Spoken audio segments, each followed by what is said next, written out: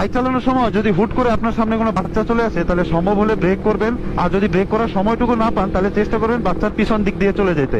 কারণ বাচ্চা পোলাপানের যে মেন্টালিটি থাকে, ওটা সব সময় থাকে সামনের দিকে দৌড় দেওয়ার। আবার সেম ভাবে যদি আপনার সামনে হুট করে কোনো একটা বয়স্ক লোক চলে আসে, তাহলে চেষ্টা করবেন ব্রেক করার। আর ব্রেক করার যদি সময়টুকু না পান, তাহলে চেষ্টা করবেন ওনার সামনে দিয়ে চলে যাওয়ার।